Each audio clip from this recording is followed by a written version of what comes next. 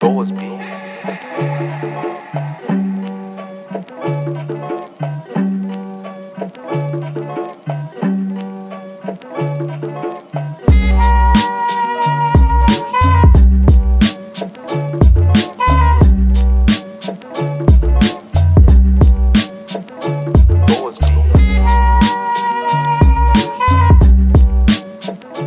One Lyrical dafa signé ak xbet wala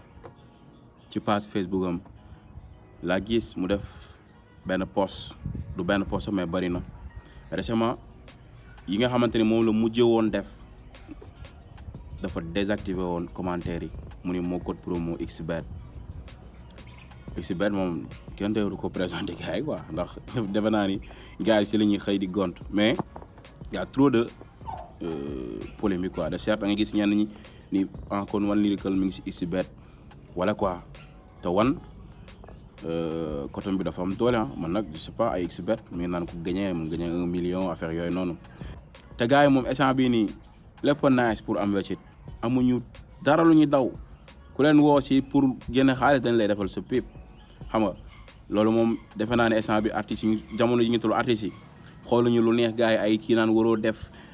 publicité xbet wala lii ak laa ndax ngaaka def na ko fi aussi tamit gars yi di si wax naan ko yow yaa ngi wax booy yi xam nga ñu lay bàyyi xel yow tamit à travers li ngay wax booy yi nga leen di carteloo quoi mais ñoom amuñu benn retour bu ñu si wax li ñuy xalaat mooy li ñuy def mooy nañ si xool nañ xool nuñ si amee seen ay weccet mais One Lyrical li si jaaxal gars yi moom dafa dugal post yi ba pare mu désactiver commentaires yi xëy na peut-être da si bañ yenn affaires yi wala bëggul gars yi di si wax bon loolu bon moom la fil quoi pour désactiver commentaires yi ak ci gars yi ba si des tamit ñuy wax si Air Katar Foleuse ak King Kruma moom it son bi bu mu génnee léegi mun naa ne sa presque léegi mu def ay semaines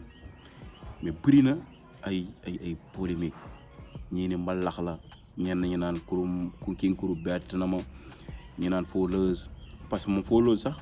warul bett kenn ndax moo jëdi record mooy xiir bi dalay dal moom kamu récemment cool 10 waaw pas mal OMG ak gars yi nga xam ne ñu ngi foofu noonu son wote moo gënoon ëpp polémique ndax waxoon nañ gars yi moom léegi moom lii mu kenn xamul c'est di mbalax moo ñëwaat aussi tamit mais boo xoolee son bi mën naa ni comme li may wax rek xëy na ñoom su instru boobu la ñu fil maanaam délire instru boobu la ñu fil pour mën a def si lañ siy def ndax boo xoolee Air Qatar lañ si wax donc sound bi am na phonique mais am na bind ndax King Kuru muy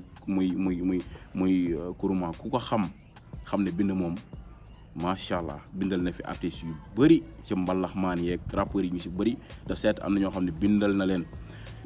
Foleuse moom it nekk na ki nga xamante ni ku mën bind la dem naa Gorée concert am ànd fa ak Moses moom xam na li may wax benn concert bu mu doon def Gorée kon ñoom ñaar macha allah quoi si côté bind léegi nag public bi de certes ñoo naan lii rap la am na ñoo xam ne tamit neex na leen parce que tamit délire yi mu am xam nga tama yi bon phone beeg affaire yooyu noonu ñenn ñi di ko def story ñenn ñi di ko TikTok